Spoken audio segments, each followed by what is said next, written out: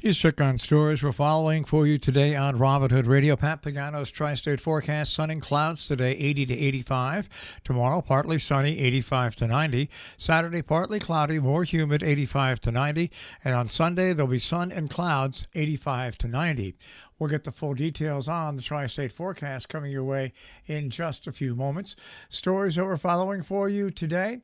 The town of Amenia has signed a Climate Smart pledge and is starting to work in earnest to help mitigate climate change. The project they're working on is community solar. Unlike traditional solar, where an array is installed for your roof or your property, community solar involves panels installed at an off-site location. You subscribe to that solar project and receive credits on your electric bill for clean energy produced there. Homeowners, renters, and some small businesses can save an average of 10% a month doing this. You can choose any community solar that cooperates with the New York State electric grid. If you want more information or want to sign up, you can get more information at nyserda.ny.gov. Connecticut's tax-free week offers shoppers some relief. Starting on Sunday, Connecticut shoppers can enjoy week-long respite on sales taxes on purchases of shoes and clothing valued at less than $100. The waiver of the state's 6.35% sales tax on eligible purchases is expected to save consumers an estimated $2.6 million as the inflation rate continues to hover at about 40-year highs. The projected savings will come on top of $3 million that was saved during the temporary sales tax holiday in April that the state legislature and Governor Ned Lamont authorized to provide immediate relief from rising inflation. Exempted from the range from jeans to shirts to jackets, dresses, baseball caps, shoes, sneakers, shoelaces and socks, pajamas, and nightgowns. The sales tax holiday excludes jewelry, handbags, luggage, umbrellas, watches, and other accoutrements people carry but do not wear. From TricornerNews.com, expanding the upland review area for Salisbury's lakes was the focus of a 2-hour discussion during an August 8th meeting at the Salisbury Inland Wetlands Watercourse Commission.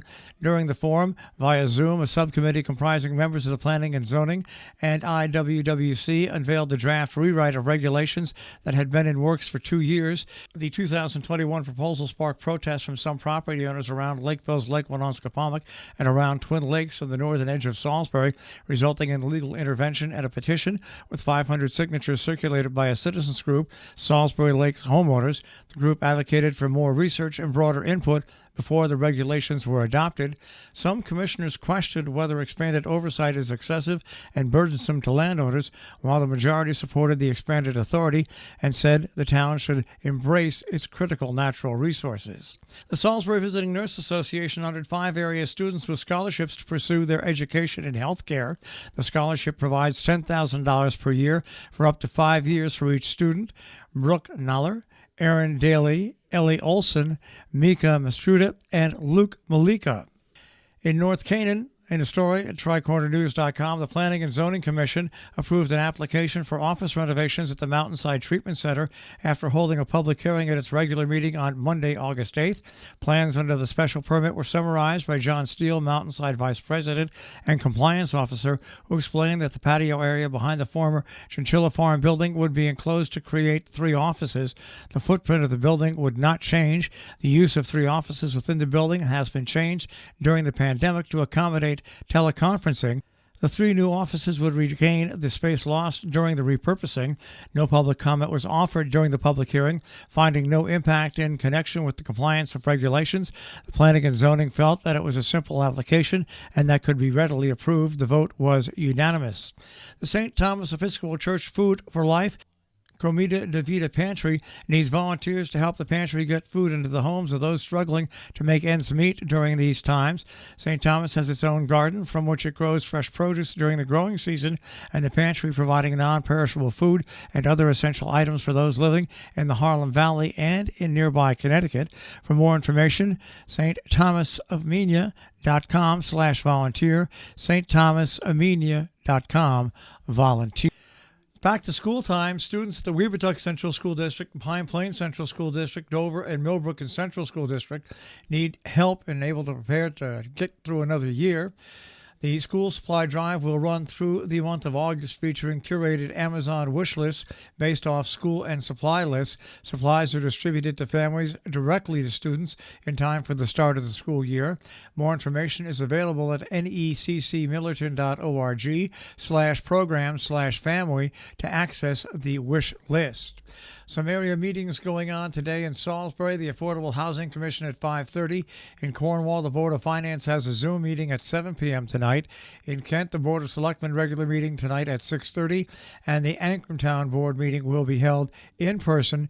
Now, public participation is recommended via Zoom only, with the town board in person. Coming up on August 20th, the Wassaic Fire Company is working with the Wassaic Project, serving burgers and hot dogs and drinks. They'll also hold an open house where they'll be showing fire trucks and how to use some of the equipment. They'll also have applications to hand out if anybody wants to join. The whole event is from 10 a.m. till 6 p.m. The firehouse will have their open house along with the food and drinks from 3 until 6 p.m. A touching story about a slave from the northwest corner will come alive when Puppet Sweat performs at a puppet show at the Cornwall Historical Society on Saturday. 2 shows, 3 and 5 p.m. It's the autobiography of James Mars, a slave born and sold in Connecticut. It was created by puppeteers Robert Bresnick and Leslie Weinberg. The words will be spoken by the narrator and edited on the first half of the Mars autobiography. D.M. Hunt Library in Falls Village will host August Fest in the village on Sunday, August 21st from 4 till 6 p.m. outdoors at the library's lawn, featuring grilled bratwurst, craft beers from Norbrook Farm Brewery, hot pretzels from the Falls Village Inn, a silent auction and live music by Kane Clausen and Country Jam. A vegetarian option and lemonade will also be served. Guests will receive a limited edition Hunt Library cup. There'll be a silent auction. Tickets $30 or $5 for children under 12. You can get tickets and get more information by contacting the library, 860-824-7424, or online at huntlibrary.org. Taking a look at the stock market, our stock market report is updated and underwritten by Salisbury Bank, salisburybank.com, by the Interlaken Inn, where you'll find a regular menu, a tapas menu, and dinner specials nightly, interlakeninn.com. They're also on Facebook and Instagram. The Dow Jones Industrial Average will start off today at 33,980.32, the NASDAQ at 12,938.12, and the S&P 500 at 4274.04. We'll take a look at that tri-state forecast. That'll come your way in just a few moments.